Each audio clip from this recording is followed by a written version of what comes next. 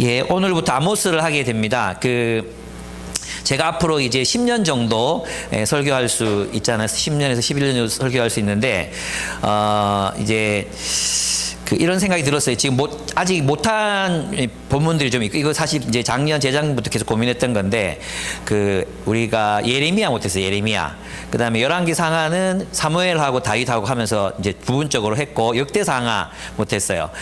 구약은 뭐 대충, 그리고 레위기 이런 본문들 좀 어려워서 못했고, 호세아 못했어요. 호세아는 아이들과 듣기에는 좀 어려운 내용들이 많아가지고, 그런 거 몇 개 빼고 구약은 다 끝낸 것 같고, 그 다음에 신약에서는 히브리서를 못했어. 히브리서 빼고는 거의 뭐 PBS를 하든지 설교하든지 다 끝냈거든요.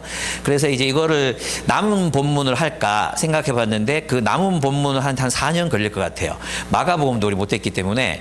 그러면 제가 10년 남았는데 4년 동안 이거 하고 나면 좀 그런 생각이 들어서 어떤 계획을 제 나름대로 세웠냐면, 좀 진짜 꼭 강해해야 되는 중요한 본문들이 있잖아요. 꼭 강해해야 되는 로마서, 뭐 갈라디아서라든지 또 성경의 핵심들을 다루고 있는 그런 본문들을 발췌해서 앞으로 10년 동안 같이 좀 하고, 너무 길거나 히브리서 이런 것들을 꼭 해야 되는데 너무 길거나 또 아이들과 함께 듣기에 너무 민망한 그런 본문들 있잖아요. 그거는 토요일이나 이럴 때 세미나로 이렇게 열어가지고 제가 강의하면 되겠다 이런 생각이 들었어요. 그래서 주일 설교 본문이나 BSM 본문은 좀 짧지만 굉장히 중요한 본문들, 성경의 핵심적인 메시지를 다룰 수 있는 그런 본문들을 강해하려고 합니다. 괜찮으시죠? 예. 안 괜찮아요? 그럼, 예, 그렇게 하려고 합니다. 아모스서를 선택한 이유는 일단 이제 이 소예언서들이 12권이 있어요. 소예언서가, 호세아부터 시작하는 12, 말라기로 끝난 12권이 있는데, 과거에는 이 12권이 이제 따로 한 권이 다른 시기에 쓰여졌을 것이다. 이렇게 생각하는 경향들이 많았는데, 지금은 이 12권을 한 권으로 보는 경향이 많습니다. 그래서 이 전체를 이해하려면 전체 12권을 다 강해해야 되는데, 근데 이제 소예언서가 가지고 있는 핵심적인 메시지를 담고 있는 게 아모스서이거든요. 이 아모스서에 나오는 하나님의 뜻을 이제 그들이 행하지 못하고 위반하고 또 범죄를 저질렀기 때문에 예언서에서 계속해서 심판의 메시지들, 묵시적인 메시지들이 나오고 있어요. 그래서 소예언서 중에는 아모스가 가장 쉽기도 하고 또 접근하기 편하기도 하고, 그래서 핵심적인 메시지를 담고 있기 때문에 아모스서를 이번에 다루려고 합니다. 아모스 다루고 나면 이제 신약에 가서 중요한 또 본문도 같이 결정해가지고 다루겠습니다. 오늘은 이제 아모스서인데, 이 아모스는 이제 1절을 보시면 드고아의 목자 아모스가 전한 말이다 이렇게 얘기하고 있죠. 이 1절에서 2절까지 내용을 보면 하나님은 예언자를 통해서 말씀하신다는 것을 알 수 있습니다. 하나님께서는 사람들에게 하시고 싶은 말씀이 있을 때 천둥이나 뭐 진공 상태나 이렇게 말씀하실 수도 있지만 그렇게 하시지 않으십니다. 그 방법을 선택하지 않으셨고, 사람을 통해서 자신의 뜻을 계시하는 방법을 선택하셨습니다. 그래서 예언자들의 역할은 굉장히 중요했다고 할 수 있습니다. 아모스는 이제 뒷부분에 가면 7장 14절, 아모스 7장 14절에 보면 이렇게 돼 있어요. 나는 예언자도 아니고 예언자의 제자도 아니요 나는 집짐승을 먹이며 돌무화과를 가꾸는 사람이요, 이렇게 이야기하고 있습니다. 그러니까 이 말은 뭐냐 하면, 이 당시에 예언자라고 불리는 어떤 직군이 있었다는 거예요. 직군. 이거는 이제 여러분이 아시겠지만 다윗 시대, 사울 시대에도 사무엘의 수하에서 수련을 받는 예언자들이 있었거든요. 그죠? 그 예언자 그룹이 있었는데 그 예언자들이 제자를 키우고 했다는 건데, 이게 그러면 예언자를 길렀다고 하니까, 예언자의 생도가 있었다고 하니까 어떤 마음이 들어요? 마치 점치는 미래의 일을 훈련하는 어떤 훈련기관이었나 이런 생각이 들잖아요. 근데 그게 아니라 이 성경에서 말하는 예언자는 하나님의 말씀을 대언하는 사람이에요. 그래서 그 생도들이 무엇을 했느냐, 하나님의 말씀을 연구하는 거죠. 그 말씀을 깊이 연구해서 우리 시대의 이 공동체, 우리 시대의 이 현실을 살아가고 있는 이스라엘 공동체, 자신의 시대의 그 공동체 에게 하나님께서 무엇을 말씀하시느냐를 대언했던 사람들이 바로 예언자 그룹이었습니다. 근데 아모스는 그 생도 그룹에 끼어 있지 않았어요. 그래서 예언자도 아니며 직업이 예언자도 아니고 예언자의 아들, 즉 예언자의 생도도 아니다라고 자신을 소개하고 있습니다. 근데 하나님께서 왜 아모스를 통해 말씀하셨냐? 아모스서에서 나타나고 있는 신학이나 아모스가 가지고 있던 생각들을 보면 구약에 있는 모세 오경, 즉 이들은 이제 모세 오경을 가지고 있었으니까 그 오경에 굉장히 충실한 신학을 알고 있는 사람이었고, 그리고 이 아모스의 문학적 기법을 보면 굉장히 잘 체계화되어 있고 굉장히 문학적인 표현들, 상징적인 표현들을 많이 쓰고 있거든요. 그래서 이제 아모스는 굉장히 그런 의미에서 잘 준비된 지식인 그룹이었다고 이야기할 수 있습니다. 그런데 참 놀라운 게 뭐냐 하면 아모스가 예언을 봤는데 어디서 그 이제 계시를 보느냐 하면 그 계시를 본 장소가 기도굴이라든지 교회라든지 회막이라든지 이런 게 아니라 일터에서 하나님의 계시를 받아요. 이 말은 뭐냐 하면 그가 일터에서도 끊임없이 하나님을 추구하면서 하나님의 뜻대로 살기를 애썼다는 거죠. 그러니까 여러분이 직장에서 열심히 일하다가 계시를 받을 수 있으니까 여러분이 이 부분에서 늘 하나님에 대해서 마음을 열고 계셔야 됩니다. 예. 여러분 우리는 하나님 그렇죠. 우리가 이제 신약의 사례들을 보면 베드로도 그랬고 고넬료도 그랬고 기도하는 중에 하나님이 계시를 받잖아요. 그 하나님 보여주시잖아요.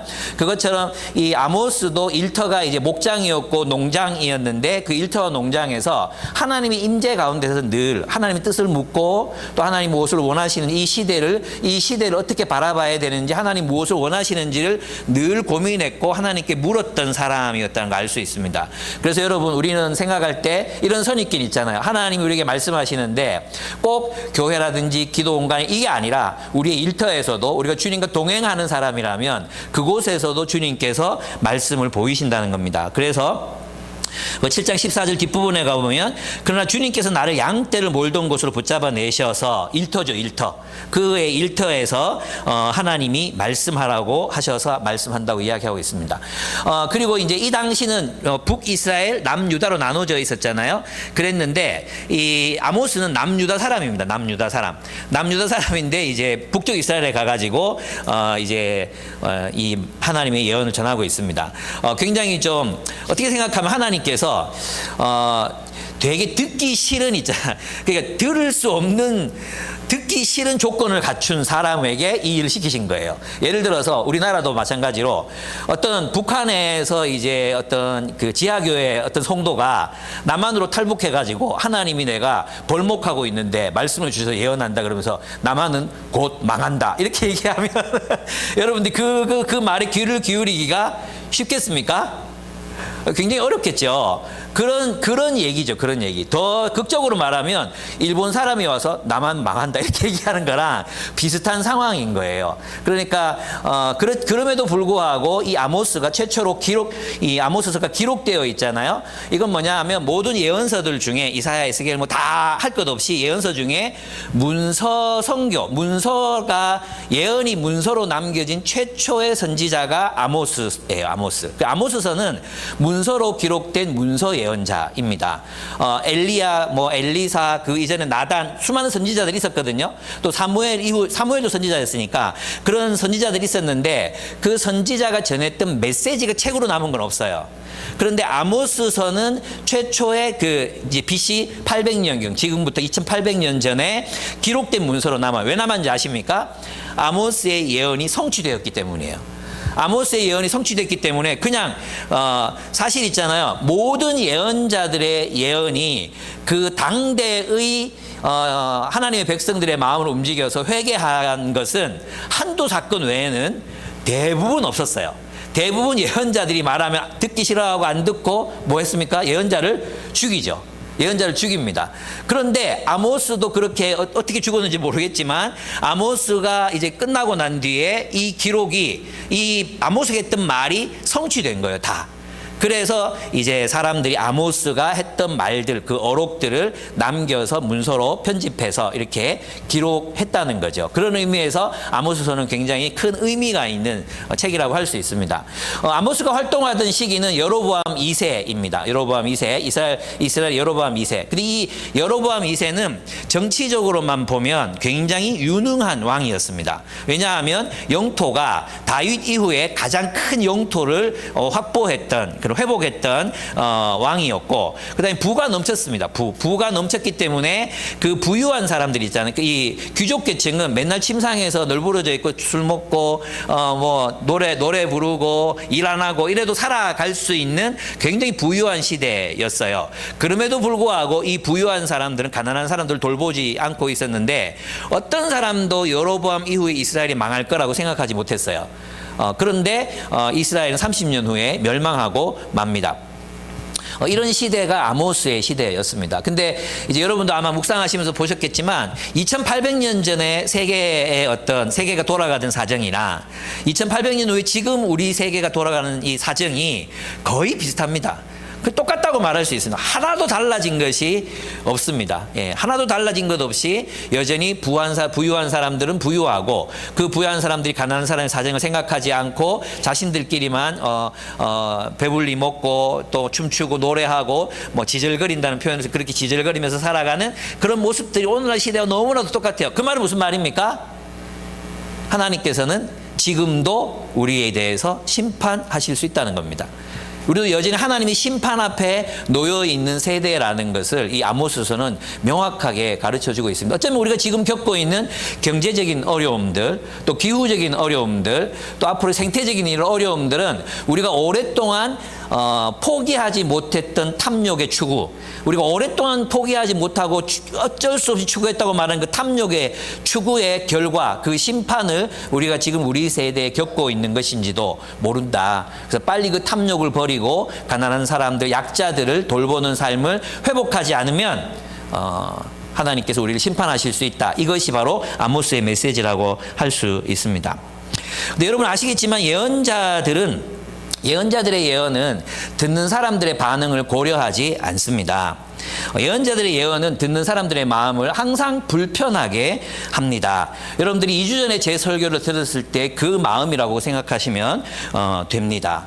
예, 지금도 불편하십니까? 예, 여러분은 지금 예언을 듣고 계신 것입니다.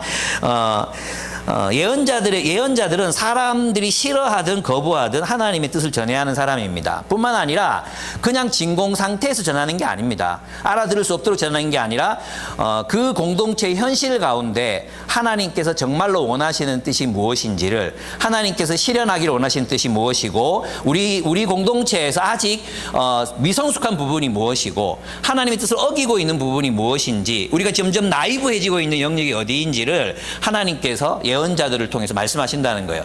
그것은 설교자가 될 수도 있고, 서로가 서로에게 예언자가 될 수도 있고요. 그 다음에 하나님의 말씀을 가진 사람들, 조장이나 리더의 숲지기들이 그런 역할을 할 수도 있습니다. 신약에 와서는 이 예언은 뭐냐 하면 하나님의 말씀을 대언하는 것이기 때문에, 하나님께서 하나님의 말씀을 품은 사람들, 하나님의 말씀을 품고 그것을 자신의 내면에 새긴 사람들이 서로에 대해서 하나님의 말씀을, 그래서 우리 대화할 때나 말씀을 나눌 때나 설교를 들을 때나 하나님께서 우리에게 하실 수 있는 말씀이 있다는 거죠. 그래서 보네퍼는 공동체 안에 있는 말씀을 품은 타자들을 통해서 우리에게 말씀하신다고 가르쳤던 겁니다. 그래서 여러분, 우리는 서로의 말에 귀를 기울일 필요가 있고, 그 말이 불편할지라도, 특별히 설교자가 여러분에게 우리 공동체의 현실 속에서 이거 참 부족한 부분이에요, 이건 이렇게 안 했으면 좋겠어라고 얘기했을 때 불편하더라도 그 이야기, 5,000원 그 이야기 여러분의 마음을 굉장히 불편하게 만들었을지라도 하고 있는 사람들은 위로를 받으시면 되고, 하지 못한 사람들은 자신을 돌아보시면 돼요. 내가 너무 이런 일에, 이런 문자에 대해서 내가 무관심이다 생각하시면 되잖아요. 근데 여러분들이 그런 부분을 이건 너무 불편해라고 막 표현하기 시작하시면 어떻게 되겠습니까? 저는 자가 검열을 하게 됩니다. 물론 저는 하지 않겠지만 목회자들이 자가 검열을 하게 돼요. 그리고 저는 여러분이 저를 인정하시잖아요. 그죠? 여러분의 스승으로 저를 인정하시고 아버지 같은 사람을 인정하시니까 제가 하는 말들에 대해서는 그래도 기분이 나빠도 들을 마음의 준비가 돼 있어요. 맞죠? 아니었어요?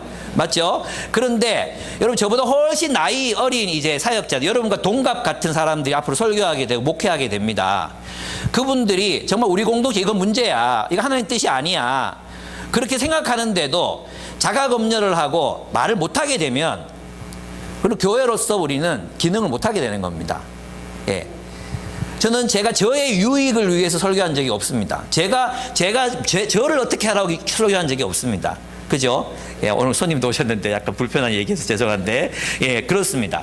저는 그래서 여러분들이 그 말씀을 듣고 분별해야 될 책임이 여러분에게 있다고 생각해요. 아, 저것은 목사님이 좀 오버하셨다. 그럼 여러분이 정리해서 들으시면 돼요. 예. 또, 그런 부분이 불편하다고 하면 성경을 또 찾아보세요. 성경을 찾아보시고 정말 목사님의 말씀이 우리 공동체에 대한 하나님의 말씀인가 분별해 보시고 토론해 보시고 또 하나님께서 목사님 통해서 말씀하셨다면 아니면 숙직이나 다른 어떤 성도들을 통해서 말씀하셨다면 이렇게 이것을 우리에게 말씀하신 이유가 뭔지를 분별해서 하나님의 뜻을 묻고 찾아가면 된다고 생각해요. 저는 그것이 우리가 서로에 대해서 가져야 되는 그런 부분들이 아닌가 이런 생각이 듭니다. 하나님은 아모스를 통해서 말씀하신다. 2절을 보시면 주님께서 시온에서 부르짖으시며 예루살렘에서 큰 소리로 외치시니 목자의 초장이 시들고 갈멜산 꼭대기가 마른다라고 표현하고 있습니다. 주님께서 시온에서 누구를 통해 부르짖으셨습니까? 아모스를 통해 부르짖으셨습니다. 예, 아모스의 외침이 주님의 부르짖음이었습니다. 여러분 하나님의 말씀을 담지한 사람이 그 하나님의 말씀으로 공동체 현실 속에서 이야기할 때 그 이야기로 시온이 마르고 그리고 갈멜산 꼭대기가 목자의 초장이 시들고 갈멜산 꼭대기가 마르는 일이 나타나게 됩니다. 여기서 초장이란 넓은 푸른 풀밭, 몽골 초원을 생각하시면 안 되고 오아시스가 있는 풀밭과 물이 있는 그런 초장을 말씀하시면 됩니다. 그러니까 이스라엘을 풍요롭게 만든 그 모든 근원, 이스라엘에 물을 공급했던 그 모든 근원들, 이거 상징적이기도 하고 실제적이기도 한데 실제로 가뭄이 있다는 겁니다. 가뭄 때문에 망할 거고 또 하나는 뭐예요? 모든 풍성함의 근원을 말라버리게 하겠다는 그런 뜻이기도 합니다. 그래서 여러분의 삶에 만약 그런 메마름을 지금 경험하고 계실 수도 있어요. 메마름. 뭔가 살아가고 있는데 굉장히 메말라요. 뭔가 오아시스가 사라진 것, 우리 내 삶에서 오아시스가 사라진 것 같은 느낌. 그리고 물을 품은 산 꼭대기, 거기에서부터 이제 계곡이 흘러나와야 되는데 더 이상 내 인생에 계곡물이 흘러나오지 않고 있는 듯한 느낌이 들고 있다면 우리는 하나님 앞에 나와 하나님 사이에 어떤 문제가 있는지, 내가 하나님의 뜻을 준행하지 못하고 있는 부분은 무엇인지를 깊이 묵상하고 고민해 보셔야 될 필요가 있습니다. 네, 그렇습니다. 이 아모스가 외칠 때 끝이 난 것 같잖아요. 너 망한다고 이야기하잖아요. 근데 이것은 진짜 망하기 때문에 말씀하시는 것이 아니라 빨리 돌아오라고, 이제 급박하다고, 이제 끝이라고. 그러니까 더 이상 말하지 않을 테니까 이제는 더 이상 하나님, 정의와 공의의 하나님이 참으실 수 없는 상황이니까 돌아오라고 하시는 말씀이 아모스의 말씀이에요. 예언의 말씀이에요. 여러분 자식 키우다 보면 그렇잖아요. 정말 애 때리기 싫죠. 애 때리고 싶어서 때리는 사람 없어요. 그죠?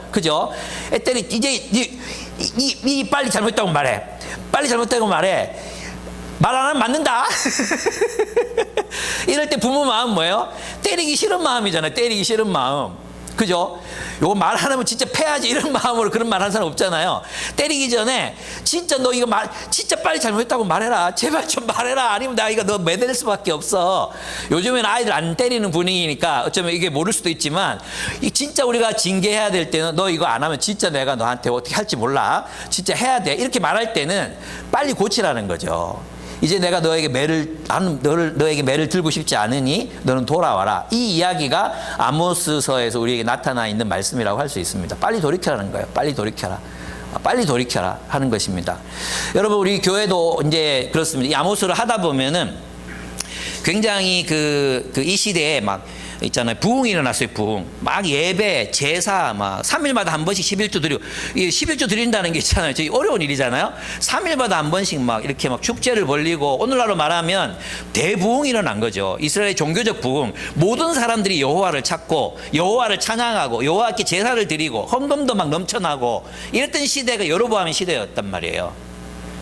근데 하나님께서는 그것을 부흥이라고 부르지 않습니다. 부흥이라고 부르지 않고 너 곧 멸망할 거라고 이야기합니다. 사실 이 앞에 있는 이방 민족들에 대한 심판의 선포는 점점점 회오리 바람처럼 이제 유대와 이스라엘을 향하고 있습니다. 점점점 이렇게 회오리 바람처럼 사실 이 사람들을 심판하시지만 내 목표는 너희야. 너희가 하나님 뜻대로 사는지를 볼 거야. 라는 것입니다. 여러분 우리도 마찬가지입니다. 우리의 삶이 이 본문에 보면 나태해지는 것, 게을러지는 것, 나이브해지는 것, 우리가 정말 예민하게 하나님의 뜻에 집중하지 못하고 하나님 먼저 그 나라와 그 의에 집중하지 못하고 자신의 삶을 먼저 우선순위에 두기 시작하고 가족을 최우선순위에 두기 시작하고 이럴 때 우리의 삶이 나이브해지는 것입니다. 아모스 시대 하나님의 백성들의 삶이 그랬습니다. 약자의 고통을 돌보지 않고 가난한 사람들의 고통을 돌보지 않고 이런 나그네들의 고통을 돌보지 않는 이런 것들이 이 시대에 하나님의 심판을 선포할 수밖에 없게 만드는 것이었다는 것입니다. 이스라엘 백성들은 하나님이 그들과 함께 자신들과 함께 계시다고 믿었어요. 근데 여러분 여기서 알 수 있는 게 뭡니까? 우리가 기대하는 부흥이 아닐 수 있다는 거예요. 우리는 다시 어떤 날을 기대합니까? 막 교회들이 성장하고 동네 사람들이 전부 교회에 막 나오고 교회 재정이 막 풍성해지고 찬양 집회가 도시마다 막 일어나고 그래서 있잖아요. 뭐 뉴진스 이런 사람들보다 찬양팀 인기가 더 좋고 막 힐송처럼 있잖아요. 모든 사람들이 막 몇만 명의 스타디움에 모여가지고 예배를 드리고 우리는 그런 것들을 회고하면서 그것이 부흥이라고 믿고 싶어 합니다. 그렇지 않습니까? 그래서 성경은 아모스서는 그게 부흥이 아니라고 말하는 거예요. 그게 부흥이 아니야. 진정한 부흥은 말씀이 흥왕하는 거야. 말씀이. 하나님의 말씀이 너희들 가슴 속에 있어서 그 말씀대로 약자들을 돌보고 무력한 자들을 돌보고 힘없는 자들을 돌보고 인간을 존중하는 그런 세상을 만들어라. 그게 부흥이다. 그것 없이는 너희가 아무리 백날 천날 예배드리고 하나님 경배해봤자 아무 소용없다. 시끄럽다. 다 돌아가라 라고 하나님께서 말씀하신다는 것입니다. 그럼 어쩌면 우리는 진정한 부흥의 기회를 맞이하고 있는지도 모릅니다. 우리 삶도 마찬가지입니다. 우리의 삶 속에서도 정말 빈곤한 가운데 하나님의 말씀을 붙잡고 이 말씀대로 살아가기를 가난했지만 돈이 없었지만 정말 비난했지만 내가 이 말씀 붙잡고 먼저 그 나라와 그 의를 구하겠다고 뛰어다녔던 눈물을 흘렸던 또 고통스러웠지만 그런 사람들을 품고 기도했던 삶 이 삶을 우리가 점점 잃어버리고 있다면 우리도 어쩌면 아모스 시대의 사람들처럼 그렇게 나이브해지고 있는지도 모른다는 것이죠. 진짜 우리의 말씀, 우리 삶 가운데 하나님의 말씀이 흥왕하고 있다면 우리는 이 삶을 통해서 또 약자들을 돌보고 가난한 사람들을 섬기는 이런 삶을 살아가게 될 것입니다. 그것이 진정한 부흥이죠. 그런 의미에서 저는 우리 교회가 진정한 부흥을 경험하면서 살아가고 있다고 믿습니다. 비록 5,000원 헌금 못했지만 100만 원씩 헌금한 사람들은 많았잖아요. 이상한 교회입니다. 100만 원은 쉽게 헌금하는데 5,000원은 어려운 교회. 이게 얼마나 훌륭한 교회입니까? 저 빈정거리는 거 아니고 진짜 기이하다. 참 원더풀하다. 이런 마음으로 여러분에게 말씀드리는 겁니다. 좀 얼굴 펴고 좀 들었으면 좋겠어요. 진짜 이렇게 풀려고 애쓰는데 왜 그렇습니까? 네, 그렇습니다. 우리는 무조건 우리 편이 되는 하나님 찾아요. 우리가 잘못해도 있잖아요. 무조건 우리 편이 되어주시는 하나님을 찾습니다. 그러나 하나님은 정의와 공의의 하나님이십니다. 우리가 하나님의 뜻대로 살지 않을 때, 우리가 하나님의 정의와 공의를 버릴 때 하나님은 우리를 향해 큰 소리로 심판의 메시지를 부르짖으십니다. 그 결과 우리의 초장은 시들고 수원지는 메마르게 된다는 것입니다. 네, 그렇습니다. 저는 우리가 지금 하나님의 대적의 편에 서 있는가, 우리가 하나님 편에 서 있는가를 물으셔야 합니다. 하나님 왜 나와 함께 해주시지 않으십니다. 이걸 물으실 게 아니라 내가 하나님 편에 서 있는가를 물으셔야 합니다. 내가 하나님 편에서 먼저 그 나라와 그 의를 구하는 삶을 지금도 살아가고 있는가를 물으셔야 합니다. 내가 하나님의 대적이 되고 있지 않은지 물으셔야 합니다. 여러분, 이제부터 세상 나라들에는 하나님의 심판의 선포가 이제 이루어지고 있습니다. 이 심판의 선포는 굉장히 규칙적인 패턴을 이루고 있습니다. 나주가 선고한다. 이게 먼저 나오고요. 그들이 지은 죄가 나오고 그리고 심판의 내용이 구체적으로 나오고 있습니다. 심판의 선고는 이제 공통점을 가지고 있어요. 그 공통점이 뭐냐 하면 불을 보내겠다는 겁니다. 불을 보내겠다. 두 번째는 그 공동체 지도자들을 심판하겠다는 겁니다. 왕궁을 멸하고 왕족들을 멸하고 귀족들을 심판하겠다는 것입니다. 그리고 세 번째는 뭐냐 하면 이제 그 공동체 전부, 그러니까 국가 전체를 심판하겠다는 것입니다. 과거에는 나단은 누구를 찾아갔습니까? 왕을 찾아갔죠. 다윗을 찾아갔어요. 다윗. 그죠? 엘리사도 아합을 찾아갔죠. 아합. 그런데 있잖아요. 이 아모스 시대 이후에는 공동체 전체를 하나의 단위로 보고 심판하십니다. 이건 굉장히 중요한 부분이라고 생각해요. 우리는 생각할 때 나 혼자만 잘 살면 된다고 생각하잖아요. 근데 그렇지 않다는 거예요. 그리고 이 공동체의 문화를 만들어가는 사람이 누구냐? 지도자들이라는 것입니다. 이 지도자들이 어떤 방향으로 공동체를 이끄는가에 따라서 심판받을 공동체가 되기도 하고 하나님의 축복을 받는 공동체가 되기도 하기 때문에 그 핵심적인 위치에 있는 왕궁, 왕들 그리고 귀족들이 심판의 대상이 됩니다. 그리고 국가 전체가 심판의 대상이 돼요. 이건 우리에게 뭘 말해주느냐? 우리가 이 공동체, 우리가 속한 이 하나님 나라의 공동체인 교회가 하나님의 정의와 공의를 실현하는 공동체로 만들기 위해서 모두가 애를 써야 된다는 거죠. 예. 그냥 예배 드리고 나 혼자만 경건 생활 잘하고 뭐 나 혼자만 헌금 잘 보내고 나 혼자만 하나님 앞에 올바로 서 있다고 심판을 면하는 게 아니라는 것입니다. 이 공동체가 하나님의 정의와 공의를 따라 실현되고 있는지, 우리 가운데 약자들을 우리가 잘 돌보고 있는지, 이런 것들로 하나님은 우리를 심판하실 것입니다.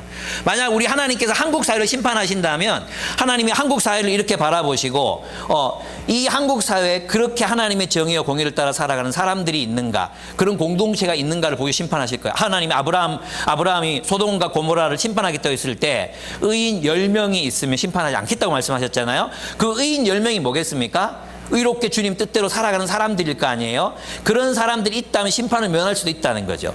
또 하나는 뭡니까? 하나님이 이 대한민국을 심판하실 수 있습니다. 하나님이 이 대한민국 탐욕에 쩔어 있는, 그리고 가난한 사람을 돌보지 않는 이 대한민국 심판하실 수 있어요. 그럼 우리는 오늘 한국이 심판당할 이게 아니라 우리는 그럼 이 공동체 일원으로서 어떻게 이 대한민국을 하나님의 정의와 공의를 실현하기 위해서 애를 쓰며 살았는가로 우리의 삶을 심판한다는 거죠. 우리는 그 심판의 대상에서 제외되지 않아요. 하나님이 한국교회를 심판하신다고 하실 때 그 하나님이 한국교회를 심판하신 그 우리는 마치 우리 잘 살았으니까 아니야, 이게 아니라 우리 기쁨의 교회가 한국교회를 위해서, 한국교회가 정의와 공의의 공동체가 되기 위해서 하나님의 뜻을 행하는 교회로 세워가기 위해서 우리는 무엇을 했는가로 하나님이 우리를 심판하실 거라는 겁니다. 그것이 공동체를 심판하신다는 말의 의미라고 생각해요. 왜 이렇게까지 문화가, 이렇게까지 문명이 잔인해지고 폭력적이 되고 이렇게까지 악화되었음에도 불구하고 너희는 뭐 했냐? 너희는 그 안에서 도대체 뭐 했냐? 모두 심판을 받는 겁니다. 모두. 예. 그리고 본문에 보면 서너 가지 죄가 나오잖아요. 서너 가지 죄. 이 서너 가지 죄란 뭐냐 하면, 저는 이제 아모스 처음 읽을 때 꼴랑 서너 가지 죄를 가지고 이렇게 심하게 심판하시나, 저는 그런 생각한 적이 있거든요. 근데 이 서너 가지 죄란 뭐냐 하면 성경에 패턴이 있는데, 이제 성경에 수신학이 있어요. 수신학. 이게 n 더하기 1, n 더하기 1, 이게 이제 서너 가지잖아요. 근데 앞에가 뭐냐 하면 완전수가 나와요. 한두 가지 죄 이랬을 때는 1 더하기 1이잖아요. 그 다음에 서너 가지 죄는 3 더하기 1, 4잖아요. 3, 4. 그 다음에 뒤에 나오는 표현들을 보면 7, 8 이렇게 돼 있어요. 7, 8 국가 이렇게 돼 있거든요. 이런 것들을 보면 이게 무슨 말이냐 하면 1, 3, 7은 뭐예요? 완전수죠. 이 말은 뭐냐 하면 너희의 죄가 아주 결정적으로 심판받을 수밖에 없는 죄인데 그 죄보다 더했다는 거예요. 그 죄도 넘어섰다는 거예요. 완전한 범죄이뿐만 아니라 그걸 넘어선 죄다. 이게 서너 가지 죄라는 뜻이에요. 아시겠죠? 그래서 성경에 한두 가지 죄, 7, 8개 이런 것들이 표현이 나오면 3 더하기 1이구나, 또 7 더하기 1이구나, 이걸 이해하시면 돼요. 그러니까 이들은 이제 진짜 수박으로 말하면 골아 터진 거죠. 골아 터졌어. 이제는 그냥 부셔가지고 버릴 수밖에 없는 그런 상태에 도달했다는 것이 이제 서너 가지 죄라는 표현입니다. 여기 다마스쿠스의 죄가 나옵니다. 다마스쿠스는 어떤 죄를 지었습니까? 패배한 길르앗을 쇠도리깨로 타작하듯 유린했습니다.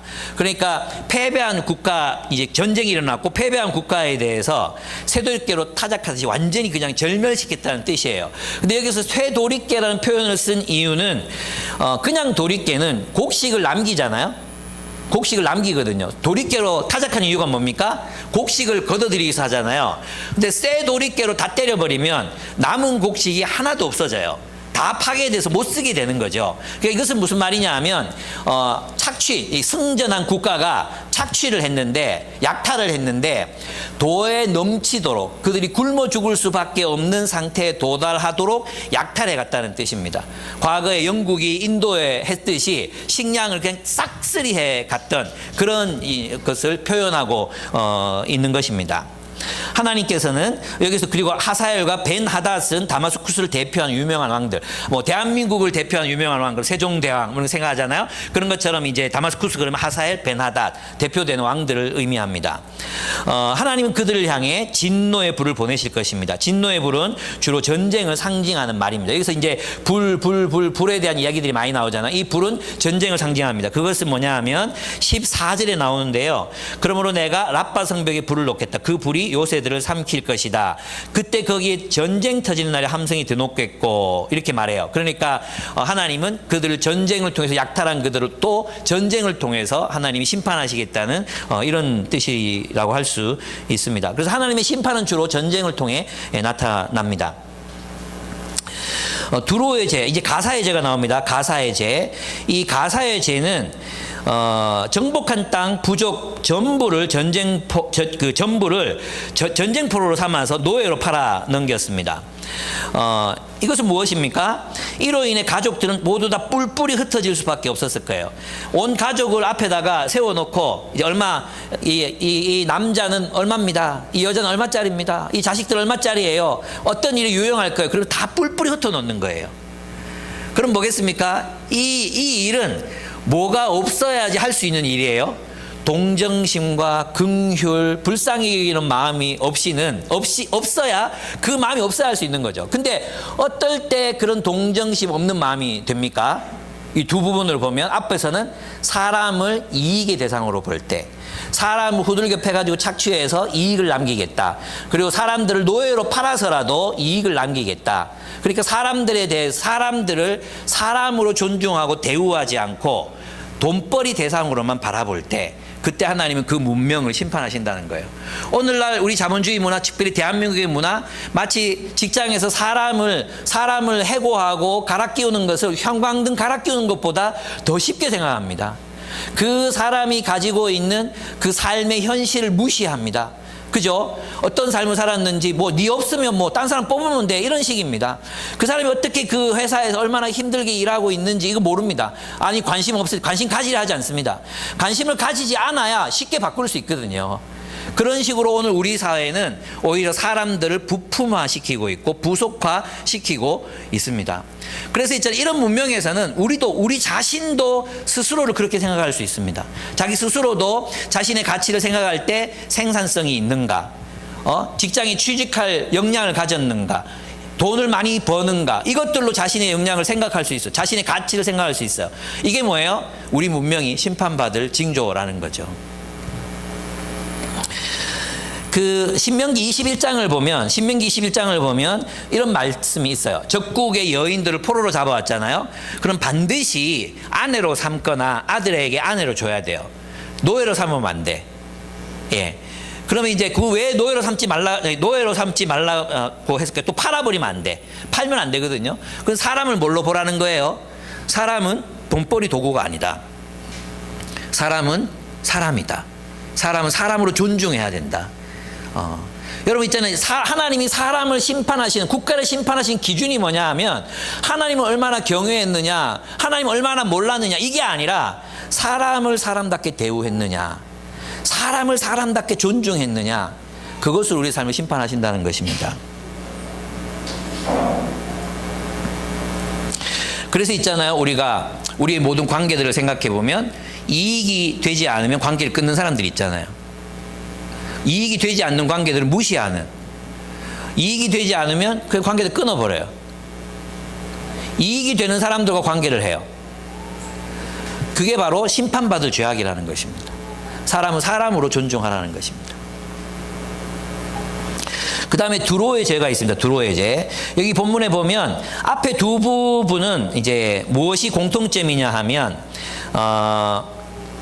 사람을 이익의 대상으로 본 거 공통점이잖아요. 근데 이제 세 번째, 네 번째는 똑같은 죄야. 두로도 똑같은 죄인데 9절, 두로가 지은 서너 가지 죄를 내가 용서하지 않겠다. 그들이 형제의 언약을 기억하지 않고 사로잡은 사람들을 모두 끌어다가 에돔에 넘겨주었기 때문이다. 이렇게 얘기해요. 여기서 이 사람도 인신매매했죠. 사람을 돈벌이 도구로 삼고 사람을 인신매매했단 말이에요. 그런데 그 앞에 뭐가 붙어요? 이게 더 나쁜 죄라는 거죠. 점점 죄가 점층적으로 증가하고 있거든요. 근데 그 죄가 뭐예요? 형제 언약을 기억하지 않고라고 쓰고 있어요. 무슨 말입니까? 동맹관계였다는 거죠. 동맹을 맺어놓고 그 언약을 짓밟고 이 사람들을 다 포로들을 전부 전쟁이 진 사람들을 이익의 대상으로 다 팔아넘긴 그런 것을 말합니다. 그 뒤에도 마찬가지인데요. 암몬 그 에돔도 마찬가지입니다. 에돔도 마찬가지인데 나 주가 선고한다. 에돔이 지은 서너 가지 죄를 내가 용서하지 않겠다. 그들이 칼을 들고서 제 형제를 뒤쫓으며 형제 사이에 정마저 끊고서 손절하고 늘 화를 내며 끊임없이 분노를 품고 있기 때문이다. 이렇게 얘기해요. 여기도 공통적인 단어가 뭐죠? 형제죠, 형제.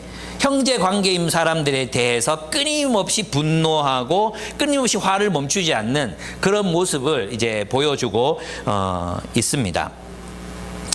그렇습니다. 우리도 그리스도인 우리들은 성찬 예식을 할 때마다 침례식을 할 때마다 무엇을 합니까? 우리 떡을 떼며 우리의 서로 형제됨을 확인합니다. 다시 언약을 맺는 것과도 같습니다. 나는 그리스도의 이 피, 그리스도의 살로 우리가 형제 자매 되었음을, 우리가 관계없는 사람들이 아니라 이제 형제 자매가 되었음을 확인하는, 그 사실 동맹 관계를 우리는 성찬식을 할 때마다 확인하는 것입니다. 그러므로 우리의 관계는 쉽게 끊어질 수 없는 관계예요. 우리는 언약식을 그렇게 계속해서 맺고 있는, 우리는 형제입니다 라는 것입니다. 그죠? 그러면 우리는 그런 의식 속에서 서로를 대하고 있는가? 정말 그런 의식 속에서 서로를 우리가 형제 자매라는 사실을 늘 인식하고 대하고 있는가를 우리 자신에게 물어야 합니다. 우리는 그 떡을 떼면서 하는 빵을 먹고 포도주를 마시면서 이 사람은 내가 돌봐야 할 사람입니다. 또 내가 의지해야 할 사람입니다. 우리 가운데 약한 사람들, 세벗들, 또 연약해진 사람들이 있다면 제가 그들을 돌보겠습니다. 그들에 대해서 책임지겠습니다. 이것을 우리가 성찬식을 할 때마다 확인하는 것입니다. 그저 내 죄가 용서됐으니 감사합니다가 아닙니다. 예. 왜 그렇습니까? 주께서 우리를 하나 되게 하셨잖아요. 주께서 우리를 하나 되게, 우리는 그 의식에 들어가는 것입니다.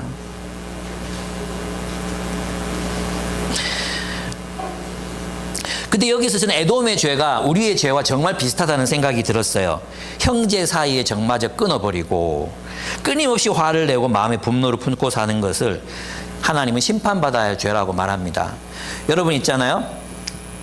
내가 누구한테 상처를 받았어. 피해를 입었어. 그리고 화가 나는 건 너무 자연스러운 감정이거든요. 그죠? 그런데 그 감정은 제가 여러 번 설교했지만 그 감정의 책임, 그 감정을 해결해야 될 사람들은 누구입니까? 원수가 아니라 자기 자신입니다. 자기 자신. 자기가 상처받은 감정, 자기가 소유하고 있죠. 내 감정이에요. 내 감정. 내 마음이거든요.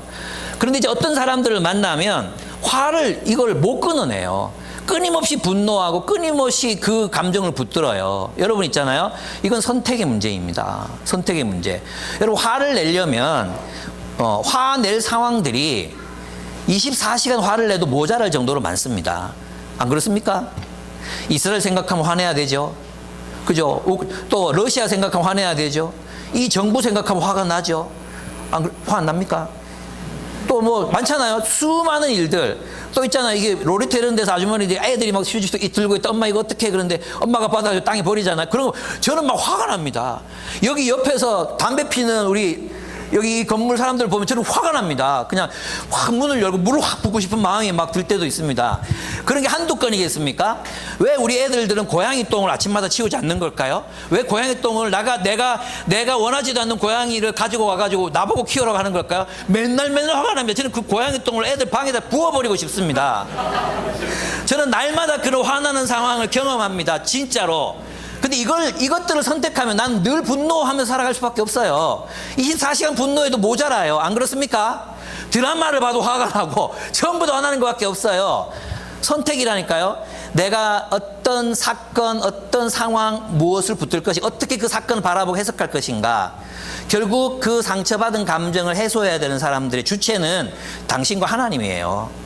하나님 앞에서 제가 얘기했죠. 가해자가 와서 무릎 꿇고 울고 용서를 빈다고 해서 내 마음이 풀리는 게 아니라고, 때린다고 풀리는 게 아니라고, 죽여도 풀리는 게 아니라고, 내가 하나님 앞에서 해결하지 않으면 그 감정을 해결할 수 없어요.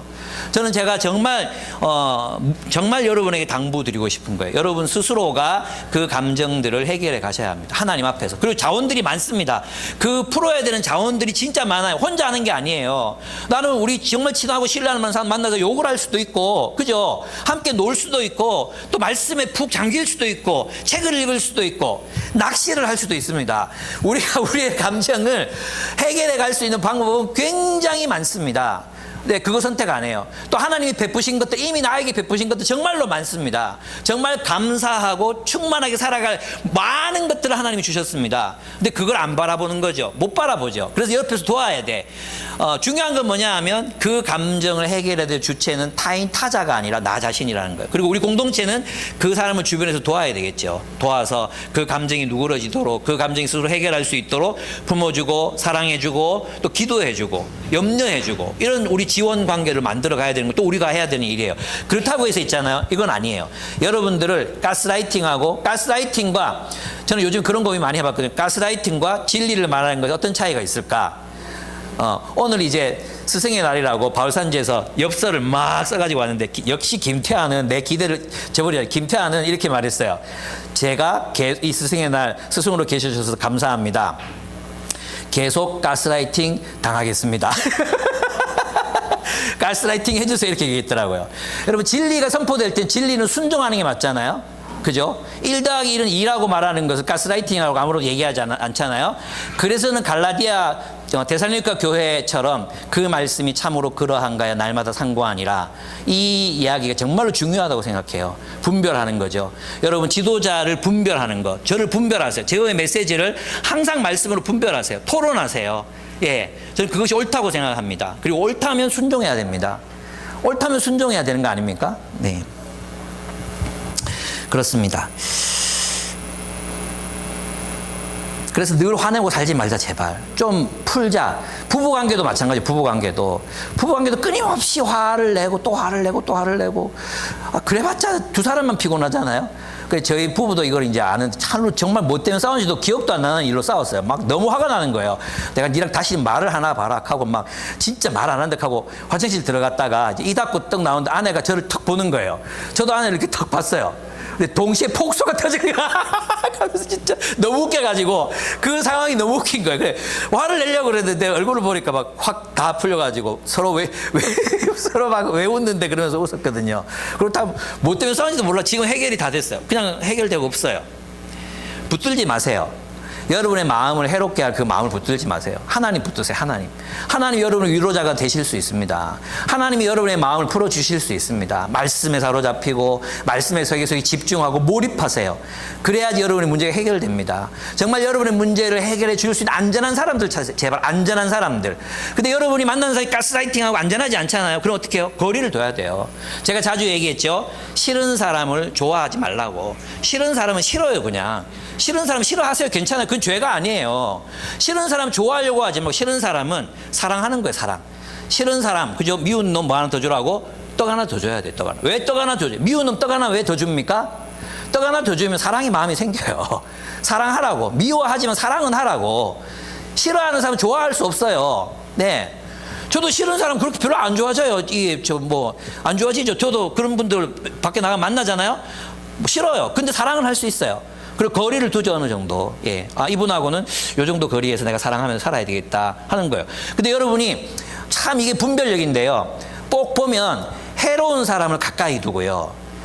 안전한 사람은 멀리 두는 사람들이 있어요. 분별력이 없어요. 그 안에 있는 내면의 상처가 해결이 안 되고, 열등감의 문제라든지 상처의 문제, 이게 해결이 안 되면 해로운 사람을 자꾸 가까이 둬요.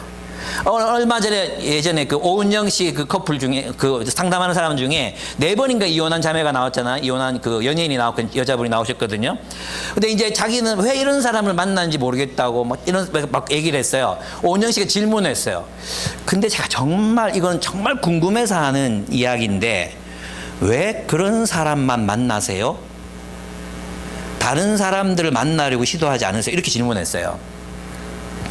어떤 건지 알겠죠? 어쩌면 있잖아요. 우리의 그 안에 있는 상처 입은 그 본성들이 그런 사람들 자꾸만 선택하게 만들고 있다면 잠시 사람을 만나는 걸 보류하고 자신을 돌아보고 건강하게 세워갈 필요가 있어요. 그래서 정말로 공동체 안에서나 여러분이 정말 존경하는 사람, 안전한 사람들 가까이 하고 사귀어 보세요. 예, 여러분 결혼하기 전에 사람들이라면 이미 결혼한 늦었으니까 이제 안 돼. 이제는 더 생각하지 말고 결혼하기 전에 사람들이라면 행복하게 살고 있는 커플들을 만나서 이 사람들 왜 이렇게 서로가 안전하게 서로를 대할까를 바라보세요. 그리고 여러분의 마음과 생각을 바꿔 나가셔야 됩니다. 분별하실 수 있어야 됩니다. 안전한 사람, 해로운 사람 분별하실 수 있어야 됩니다. 여러분 이게 해결이 안 되면 있잖아요. 계속 나쁜 사람을 끌어들이면서 자기 인생 불행하다고 말하는 거죠. 나쁜 사람을 계속 끌어들이고 있어요. 스펀지처럼.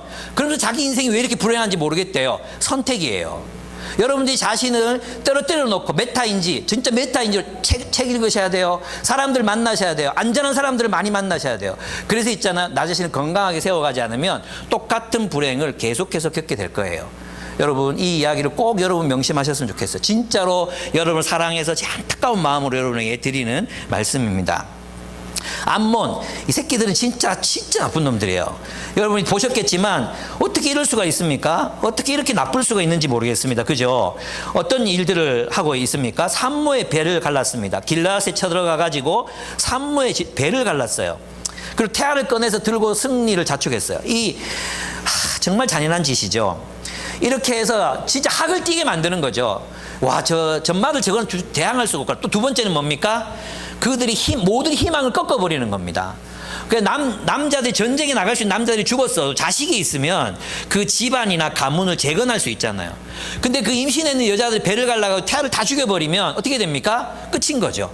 마치 이집트의 장자가 죽는 것처럼 이제 그 지역과 그 부족에게 소망이 없어지는 거죠. 완전히 희망을 꺾어버리는 거. 재기의 희망을 다 꺾어버리는 그런 정말 나쁜 짓을 한 사람들이 바로 이 암몬 사람들이었습니다. 임산부와 태아는 세상에서 가장 취약한 사람들 중에서도 취약한 사람들입니다. 이건 전투원이 아니야. 비전투원이에요. 근데 이것은 자신들이 잔인함을 자랑하기 위한 짓밖에 안 되잖아요. 그렇습니다. 얼마나 잔인해질 수 있어 산모의 배를 가를 수 있겠습니까? 하나님은 취약한 상태에 있는 비전투원이 임산부의 배를 갈라 두 사람 모두를 죽인 암몬을 용서하지 않으십니다. 승리를 위해서라면 아무것도 가리지 않는 그들의 모습입니다. 하나님은 약자를 돌보지 않거나 구하지 않거나 도리어 그들을 잔인하게 죽인 암몬을 용서하시지 않으십니다. 그렇습니다. 하마스는 2023년 10월 7일 이스라엘 남부 사막지대에서 음악 페스티벌 현장 그리고 인근 마을을 공격했습니다. 1139명의 사람들이 그 자리에서 학살당했습니다. 240명을 인질로 끌고 갔습니다. 선전포고도 없었습니다. 그들은 비난받아 마땅합니다. 그들은 정말 사람으로서 해서는 안 되는 짓을 했습니다. 또한 공격받을 것을 알면서도 혹은 유도해서 병원 지하에다가 벙커를 만들었습니다. 또 학교에 전투본부를 차렸습니다. 이것은 이스라엘이 분명히 민간인에 대해서 공격할 거라는 걸 예상하고 했던 그런 일입니다. 그러니까 이스라엘의 공격을 유도한 거죠. 그리고 여론을 악화시키려고 했죠. 하마스는 분명히 악한 짓을 저질렀습니다. 그러나 더 악한 것은 이스라엘이었습니다. 이스라엘은 이에 대해서 과도하게 반응했습니다. 병원을 폭격했을 뿐만 아니라 무력한 여성과 아이들까지도 학살하고 있습니다. 지금까지 최근의 통계는 제가 찾다가 못 찾았는데 최근까지 알려진 바는 34,000명 정도가 학살당했습니다. 구호트럭, 소방시설, 식량 배급소 등도 공격을 받았습니다. 희생자 중에 3만 명이 넘는 희생자 중에 70%가 여성과 아이들입니다. 희생자의 40%가 아이들입니다. 이것은 정말로 악한 일로 하나님께서 심판하실 것이라고 저는 믿습니다. 하나님께서 그 네타냐후 그리고 푸틴과 같은 극단적인 지도자들을 저는 심판하실 것이라고 믿습니다. 여러분, 그런데 우리 한국교회는 이스라엘을 두둔합니다. 이스라엘 승리를 기원하는 기도회까지 열리고 있습니다. 물론 일부 교회지만 그것은 하나님이 기뻐하시지 않습니다. 가해자 이스라엘을 변호합니다. 얼마 전에 최근에 한 목사님 만나서 대화하는 중에 대구에도 아주 유명한 교회 어떤 목사님께서 그렇게 얘기했대요. 하마스가 잘못한 짓만 얘기하고 이스라엘의 승리를 구하는 이러한 설교는 정말 사람이 할 수 없는 설교입니다. 여러분, 이스라엘에 주이시 크리스찬들이 있기는 하지만 팔레스타인의 그리스도인이 더 많습니다. 팔레스타인 땅에 우리는 다 무슬림이 지배한 땅이라고 생각하잖아요. 그렇지 않습니다. 팔레스타인 땅의 15%는 개신교인들, 그리스도인들, 그리고 정교의 사람들이 있습니다. 우리는 우리 형제들을 향해 폭격하는 이스라엘을 향해서는 두둔하고, 팔레스타인 사람들, 우리 형제들에 대해서 그들이 지금 폭격으로 죽어가고 있는 것에 대해서는 기도회를 열지 않습니다. 어쩌면 저는 우리 하루 토요일 정도를 시간을 내서 팔레스타인 사람들을 위해서 기도하는 촛불 기도회를 해야 되지 않을까 생각합니다. 저는 그래도 미국과 유럽의 대학생들이 우리보다 낫다는 생각을 했습니다. 우리는 우리가 살 길을 찾기 바쁜데 미국의 대학생들은 일어나서 데모하고 있습니다. 프랑스의 대학생들도 거리로 뛰쳐나가서 곤봉에 맞으면서 경찰에 연행되면서 전쟁 반대를 외치고 있습니다. 이것을 여론으로 만들어야 되지 않겠습니까, 여러분? 저는 그래서 여러분들이 여러분 SNS 뭐 필요한 것에다가 전쟁 반대, 그리고 이스라엘 침공을 규탄한다, 팔레스타인 난민들 더 이상 공격하지 마라, 이런 내용들을 여러분 올리셨으면 좋겠습니다. 그리고 우리 숲지기들과 함께 우리가 이것에 대해서 우리도 지금 이런 분위기가 일어날 때 한국에서도, 지금 한국도 우리 대구에 그 대구텍 있잖아요. 예, 뭐 그 전쟁 무기 만드는 부속품 제공하는 대학 그 공장이 있단 말이에요. 그게 다 이스라엘로 다 들어갈 거 아니에요. 이스라엘 소유인데, 이런 것들에 대해서 우리가 어떻게 바라봐야 될지 우리 생각해야 됩니다. 우리 문제가 아니라고 우리가 생각할 수 없다는 거죠. 우리 세금으로 만든, 우리가 지원해서 만든 그 무기가 이스라엘로 흘러 들어가서 팔레스타인 사람도 죽이고 있습니다. 우리는 이제 이스라엘 두둔하는 일을 멈추고 전쟁이 그치도록 기도해야 합니다. 전쟁이 나면 승자 패자 이거 아무것도 없습니다. 다 죽습니다. 다 막 죽고 다 이런 슬픔을 겪게 됩니다. 이런 전쟁이 더 이상 일어나지 않도록, 그리고 극단적인 지도자들이 좀 물러나고 좀 온유하고 지혜롭고 상식적인 지도자들을 달라고 기도해야 될 때입니다. 모압의 죄는 이렇습니다. 모압의 죄는 죽은 사람의 무덤을 파헤쳐서 그 뼈를 불태웠습니다. 무엇입니까? 뼈는, 시체는 무력해요. 힘이 없어요. 무력해요. 아까 임산부 무력하죠. 태아도 무력해요. 근데 시체도 무력해요. 그런데 단 한 가지 목적이죠. 모욕을 주겠다는 거예요. 모욕을 주겠다. 모욕하겠다. 모독하겠다. 아무리 적이더라도 존중해야 될 최소한의 격이 있습니다. 여러분 1, 2차 세계대전이 나더라도 있잖아요. 장교들이 포로로 잡히잖아요. 그럼 수갑을 채우지 않았습니다. 수갑을 채우지 않았어요. 그리고 격에 맞게 대우했어요. 근데 이런 것들이 이제는 현대전에 와서는 다 무시되고요. 다 모독합니다. 모독. 그리고 있잖아요. 축구만 봐도 있잖아요. 옛날에는 자기가 거다 가지고 애가 넘어졌어. 그럼 손잡아서 이렇게 주고 했잖아요. 그럼 이제는 자기 잘못한 거 없죠. 전부 이래. 그 인류 선수들이, 저는 그런 것들이 우리 교육상 어떤 효과를 가져올까 저는 정말 걱정돼요. 지가 안 했다는 거 심판이 안 봤으면 그게 지가 잘못이 아니란 거예요. 지가 다 봤는데, 우리가 봐도 그 반칙인데, 안 그렇습니까? 인정하고 좀 진짜 페어플레이하고 이런 것들이 스포츠 세계에서 나오지 않으면 인생이 다 그렇게 된, 인생이 다 나 반칙한 거 없어 다 그럴 거 아니에요. 저는 정말 그 스포츠를 보면서 걱정되는 게 많습니다. 인류 선수들이라면 적어도 손흥민 정도의 격은 갖춰야 됩니다. 예. 반칙을 안 하든지, 그죠? 여기서도 별 반응이 없네요. 네. 그렇습니다. 지금은 무력해 보이지만 존중과 명예를 지켜줘야 하는 분들이 있습니다. 노인들입니다. 노인이 되면 돈도 없고 힘도 없고 매력도 사라집니다. 여러분 나이 50 이상이 되면 이제 외모가 평준화돼요. 그래서 저나 정우성이나 큰 차이 나지 않아요. 미안합니다. 60이 넘어가잖아요. 그럼 주머니가 평준화돼요. 주머니가. 예, 돈이 없어요. 그럼 우리 사회는 어떻습니까? 돈이 없고 힘이 없어요. 그러면 무시하거든요. 아닙니다. 우리 그리스도인 공동체는 그러면 안 됩니다. 그래서 여러분 MZ들일수록 제가 얼굴은 알아도 개인적으로 관계를 트지 않으면 인사 안 하잖아요. 여러분 인사 잘 안 하거든요. 대부분. 그래 엘리베이터에 우리 교회 교인이면 어른이고 또 뭐 하면 인사하세요. 제발 인사. 저 요셉 스펜 누구입니다. 얘기할 수 있잖아요. 그죠? 그거 왜 안 합니까? 왜 어색하게 그 시간을 이렇게, 예? 숫자판만 보고 있다가 그렇게 문 열리면 나오고 그럽니까? 그러지 말고 인사하십시오. 잘 계셨습니까? 또 모르는 분이면 저 어느 스펜 누구입니다. 소개하십시오. 소개. 하실 수 있죠? 순종하십시오. 아니면 여러분 자식들을 제가 팹니다. 가르치십시오. 가르쳐서 그렇게 하라고 하십시오. 그게 맞습니다. 예, 우리가 서로 그리스도인 관계는 달라야 되잖아요. 그래서 서로 뻔히 다 알면서 인사 안 하고 그 기본이 인사인데 그것도 안 하면 안 됩니다. 그렇습니다. 이들은 뭡니까? 전부 다 뭐예요? 도에 지나쳤는데 더 지나쳤다는 거죠. 우리가 이렇게 할 때가 많습니다. 정의를 구할 때도 도에 지나칠 때가 있어요. 도에 지나칠 때. 제 설교는 뭐라 그랬어요? 이 공동체 현실에 대해서 하나님 주시는 말씀이라고 했잖아요. 저는 이런 생각 해봤어요. 우리 미나가 아파요. 미나가 아팠을 때가 있었어요. 미나가 아픈데 얘는 불법 체류자예요. 불법 체류자. 그래서 병원에서 진료를 자기 이름으로 받을 수가 없어요. 자기 이름으로 받으면 우리는 3,000원 내면 되는 걸 몇십만 원을 내야 되는 상황이 될 수 있어요. 왜냐하면 이제 응급실에 가는 상황이었으니까. 그래서 제가 그때 안선희 자매가 누군지 모르겠는데 자매한테 전화해가지고 그 애 나이가 이제 미나와 나이가 같은 애가 있었거든요. 그 이름으로 진료를 받겠다 했어요.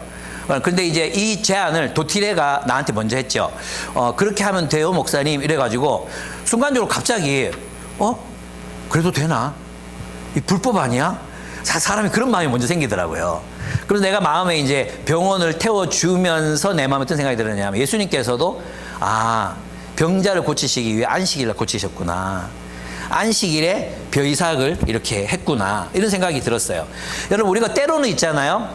사랑하기 위해서 범죄해야 될 때가 있어요. 진짜 도둑질 하려는 뜻이 아니고 규칙을 어겨야 될 때가 있단 말이에요. 더 큰 가치가 뭔지를 항상 생각하지 않으면 우리 규칙 안에 갇히게 됩니다. 그게 바리새인들이었고 오늘날 한국교회 장로들이 행하는 일들이에요. 여러분, 규칙은 사람을 사랑하기 위한 보조방편입니다. 보조방편. 그 규칙이 있어야 되죠. 그러나 때로는 그 규칙 때문에 사람을 사랑하지 못할 때도 있다는 것입니다. 여러분, 이것을 잘 생각하셔야 됩니다. 어떨 때 나는 규칙을 지켜야 되고 어떨 때 나는 규칙을 위반해야 되는가. 예수님께서는 왜 규칙을 위반하셨는가. 예수님께서는 왜 바리새인들의 미움을 받으셨는가 생각하셔야 합니다. 그렇습니다. 이제 전체 내용을 한번 정리해 보겠습니다. 하나님 어떤 분이신가? 하나님은 왕국의 왕, 만주의 주이십니다.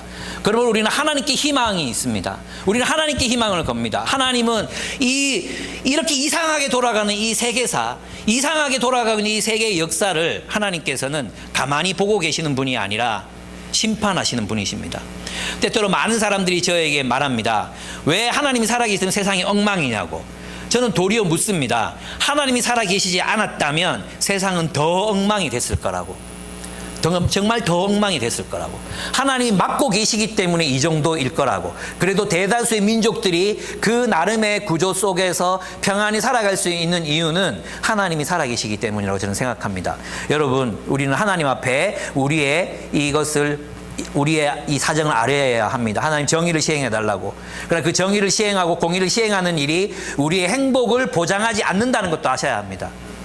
하나님이 정의와 공의의 깃발을 높이 드실 때 우리도 그 심판의 대상이 될 수 있다는 것을 여러분들이 기억하셔야 합니다. 두 번째, 하나님은 공동체를 심판하신다는 것입니다.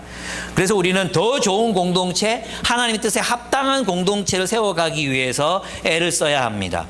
소돔과 고모라에는 10명의 의인이 없어서 망했다면 어쩌면 우리 기쁨의 교회가 또 세상에 숨어있는 이 교회들이 하나님의 뜻을 준행할 때 하나님께서는 그 심판의 진노를 거두실지도 모른다는 것입니다.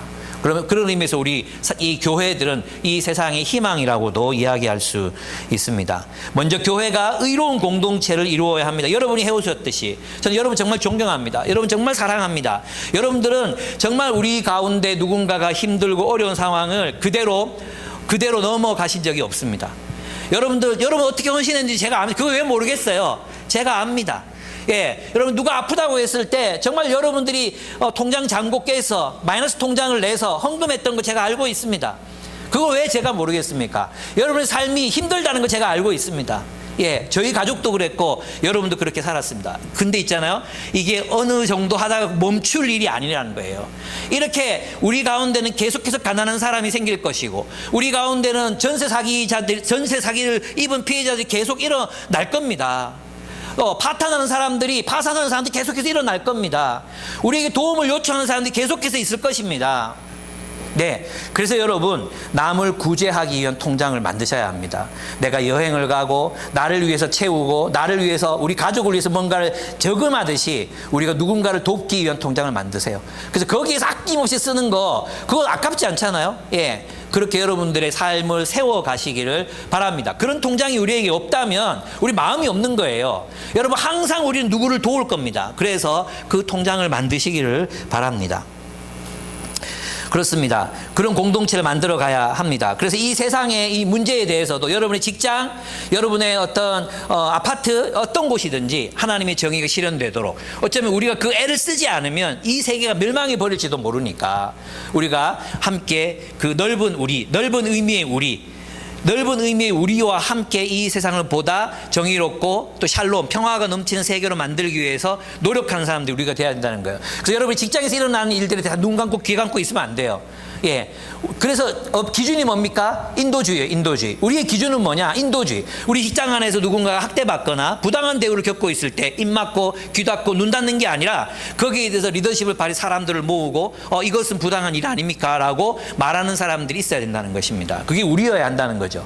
우리의 그럼 세상에서 행동의 기준이 뭐냐? 우리 여호와의 율법을 지켜라. 이것을 강요할 수 없어요. 맞죠? 뭘 말할 수 있습니까? 인도주의. 사람은 그렇게 대하면 안 된다. 우리가 사람으로 그렇게 살면 안 된다. 여기에 대해서 우리가 할 말이 얼마나 많습니까? 그래서 여러분의 하나님의 그 기준에 따라, 하나님이 말씀하신 양심의 기준에 따라 여러분의 공동체를 보다 더 정의롭고 공의로운 공동체로 세워가시는 일에 헌신하시기를 바랍니다. 세 번째 하나님은 인간을 존귀하게 여기십니다. 여러분, 패커는 기독교는 참된 휴머니즘이라고 설파했습니다. 기독교는 뭐라고? 휴머니즘입니다. 휴머니즘. 휴머니즘이 뭡니까? 인도주의입니다. 인본주의하고는 좀 다르죠. 인본주의, 사람이 중심이 되는 거지만 인도주의는 기독교적인 정신을 말하는 겁니다. 사람을 가장 존귀하게 여기는 거예요. 여러분 있잖아요. 하나님이 사람의 이 세상을 심판하실 때는 사람을 사람답게 대우했느냐, 사람을 사람답게 존중했느냐로 대우하십니다. 여러분 있잖아요. 우리 사회에 외국인들을 이렇게 좀 낮게 보는 그런 경향들이 있잖아요. 여러분 그 기류에 여러분 이게 편승하시면 안 돼요. 예. 여러분 이제 우리는 정말 존중해야 됩니다. 정말 존중해야 돼요. 우리 유재용 교수님이라고 계시는데 이분이 이제 한국 사회가 베트남에서 온 유학생들 얼마나 멸시하는 걸 보고 분노하셨어요. 왜 분노하셨냐면 이 사람들 나름대로 교육도 다 받고 뭐 그런 대접을 받을 만한 사람들이 아닌데도 한국에 와서는 마치 불법 체류자처럼 마치 그냥 정만 놔두고 도망갈 사람들을 다 취급한다는 거예요. 그렇지 않거든요. 우리 그곳에서는 다 나름 존경받고 나름 자신들의 지위가 있었고, 우리 어저의 목사님도 브라만 계급이에요. 브라만 계급. 아버지는 유명한 정치인이세요. 예. 뭐 그 사회적 지위로 존중하라는 게 아니라 우리는 모든 인간들을 인간답게 대우하고 존중해야 될 필요가 있어요. 그러면 존중한다는 게 뭡니까? 존중의 기본이 뭡니까? 경청하는 겁니다. 사람의 말을 듣는 것입니다. 들어야 됩니다. 여러분, 우리 기독교인들이 왜 세상에서 재수 없는 사람이 된 줄 아십니까? 우리는 있잖아요. 이 이분법, 세계관적 이분법보다도 계급적 이분법이 더 저는 위험하다고 생각해요. 그게 뭐냐 하면 우리는 답을 갖고 있고 너희는 답이 없다는 거예요. 우리는 답을 갖고 있는데 너희는 답이 없어. 우리는 복음이 진리라고 알고 있잖아요. 이것이 교만이 되는 거예요. 그래가지고 나는 답을 알고 있는데 너희 답이 없으니까 넌 내 말을 들어. 그렇게 해서 우리는 자꾸 뭔가 가르치려는 태도로 불신자를 대하게 됩니다. 그죠? 이제 들어야 됩니다. 그들을 존중한다면 들어야 됩니다. 그들의 경험, 그들의 지향성, 그들의 가치, 그들이 귀하게 여기는 게 뭔지 들어야 됩니다. 우리는 있잖아, 이런 이분법이 너무 많아요. 우리는 올바르고 너희는 틀렸어. 우리는 구원받을 거고 너희는 심판받을 거야. 우리는 우리고 너희는 저들이야. 우리와 저들의 이분법. 이거 깨셔야 돼요. 예. 그들을 우리 마음에 품어야 돼. 하나님이 세상을 이처럼 사랑하사 독생자를 주셨으니, 하나님이 세상을 이처럼 사랑하사, 하나님이 기독교인만을 사랑하신 것이 아니라 하나님이 세상을 이처럼 사랑하사 독생자를 주셨으니, 여러분 그 마음을 항상 기억해야 됩니다. 그래서 사람들을 대할 때 존중하시고 그들의 이야기에 귀를 기울이시고 질문하시고 이런 우리 모습들이 나타나요. 기도해야죠. 하나님, 저 사람이 나에게 하나님 대해서 좀 물어왔으면 좋겠습니다. 간절한 마음으로 기도하고, 또 질문하면 유도도 좀 해보고, 당신은 인생에서 제일 중요한 게 뭐라고 생각해요? 물어도 보고, 저한테는 안 물어보세요. 이렇게 질문도 유도하기도 하고, 그렇게 해서 우리가 겸손하게 접근해야 되는데 우리는 답을 다 가지고 있는 사람들처럼 인 것처럼 그렇게 행동해 왔을 때가 많았어요. 여러분은 말하는 게 이런 얘기하면 또 해당되는 사람은 그럼 고치면 되고, 안 해당되는 사람은 난 잘 살았구나 생각하시면 돼요. 여러분 보고 욕하는 게 아니에요. 지금 여러분에게 얘기하는 게 아니라 여러분에게 얘기하고 있죠. 여러분에게 얘기하는데 해당될 수도 있고 안 될 수도 있는데 이거 모두 막 다 받아들이지 말라는 거예요. 예. 그런 이제 우리의 자세들을 바꿔갈 필요가 있다는 겁니다. 네 번째, 하나님은 전쟁을 반대하십니다. 그러나 그러면 하나님은 절대 평화주의자인가? 그런 건 아닌 것 같아요. 뭐냐 하면 이제 도를 넘지 말라는 거죠. 전쟁에 휘말리게 되면 누구라도 범죄하게 되잖아요. 그죠? 전쟁이 여러분 있잖아요. 여기 배 갈랐다 그러니까 우리는 어떻게 그럴 수 있어 그러잖아요. 기독교인들이 4.3 제주 사건 때 우리가 그랬어요. 우리가 그리스도인들이 공산주의자라고 우리가 그랬다니까요. 사람들 찔러 죽이고 대검으로 찔러 죽이고 했다니까요. 여러분 있잖아요. 베트남전에 참전했던 우리 할아버지들이, 여러분의 할아버지들이 여러분 특별히 악했던 사람들일까요? 특별히 악한 사람도 아니었어요. 이 똑같은 이야기들이 전쟁 그 박물관에 가면 다 보고돼 있어요. 임산부 배를 갈라 죽이고요. 강간하고 불태워 죽이고요. 그게 다 한국 군인들이 했던 거예요. 20대. 그 사람들이 여러분보다 더 나쁜 사람들이었을까요? 저는 절대 아니라고 생각합니다. 근데 있잖아요. 도가 넘어가면 우리가 그런 일을 할 수 있다는 것입니다. 우리도 어떤 집단에 속하면 그 집단과 더불어서 그 분위기에 편성할 수 있다는 것입니다. 그래서 우리는 항상 뭐예요? 하나님의 말씀으로 내가 속한 공동체를 이렇게 객관화시키는 능력이 필요해요. 설교자가 그래야 돼요. 여러분 리더들이 그렇게 할 수 있어야 됩니다. 그렇습니다. 인간은 죄인입니다. 전쟁이 일어날 수밖에 없어요. 그러나 최소한 이건 하지 말아라. 이게 이제 하나님의 평화주의라고 할 수 있습니다. 최소한 이것만 하지 말아라. 그리고 이 평화를 지키려면 어느 정도의 무력이 필요하다고 하나님 말씀하실 수도 있습니다. 과도한 폭력의 희생자가 나타나지 않도록 우리는 힘써야 합니다. 마지막입니다. 하나님은 인류 보편적인 양심에 따라 세상 나라들을 심판하십니다. 이는 우리가 세상의 일에 참여할 때 무엇을 기준으로 삼아야 하는가를 말해줍니다. 그렇습니다. 하나님은 이 뒤에 나오지만 이제 2장 3, 4절부터는 하나님 백성들을 뭘로 심판하십니까? 일반적인 양심이 아니라 율법으로 판단하세요. 율법으로 판단해요. 그러나 우리 세상 나라들에 대해서는 양심으로 판단하십니다. 하나님이 우리에게 주신 양심의 법, 그걸 따라 판단하세요. 그러니까 우리가 세상 속에서 세상을 바꾸려고 할 때는 무엇에 호소해야 됩니까? 인간을 존중하자. 이것이 우리의 기준이에요. 예, 칸트식으로 말하면 네가 대접받고자 하는 대로 남을 대접하라 하는 것입니다. 이것은 이미 하나님께서 2800년 전부터 얘기하셨던, 말씀하셨던 그런 이야기라고 할 수 있습니다. 네, 그렇습니다. 그래서 우리는 이 세상의 기독교를 강요할 수 없지만 세상 사람들과 함께 공유하고 있는 보편적인 양심에 따라 함께 세상 공동체를 위해서 일할 수 있습니다. 여러분, 정말 우리가 이 안에서부터 훈련합시다. 서로를 존중하는 훈련.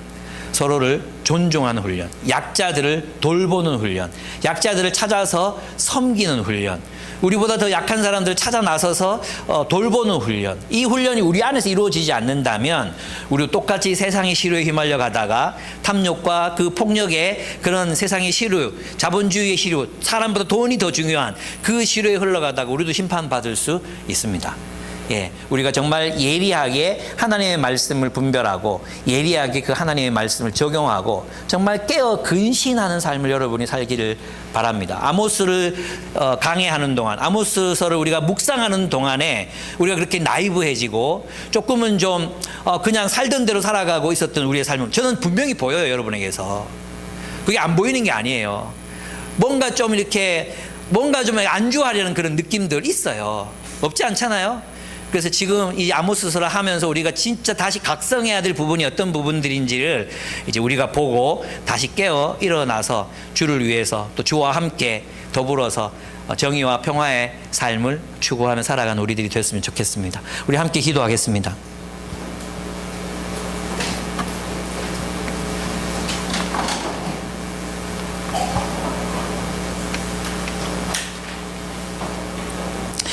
네. 여러분 이 죄의 모습들 속에서 나의 어떤 죄된 모습은 없는가 한번 돌아보셨으면 좋겠습니다. 예수님께서는 살인하지 말라 하였으나 너희는 형제를 미워하는 것마다 살인하는 자라고 말씀하셨잖아요. 결국 다 우리 안에 있는 것들이 나오게 돼 있습니다. 우리 안에 있는 것들이 이렇게 어떻게 이렇게 나쁠 수 있지 생각하지만 또 우리 안에 있는 것일 수도 있다는 거죠. 우리 안에 무엇이 있는지 돌아보고 내가 끊임없이 화를 내고 마음을 풀지 않는 모습 있는지, 내돈내산이라는 가치관에 오염되고 있는 부분은 없는지, 약자들 돌보라 했는데 그걸 귀찮게 여기고 성가시게 여기고 있는 마음은 내게 없는지. 내가 용서하지 않겠다. 그들이 사로잡은 사람들을 모두 끌어다가 에돔에 넘겨 주었기 때문이다. 그러므로 내가 가사성에 불을 보내겠다. 그 불이 요새들을 삼킬 것이다. 내가 아스돗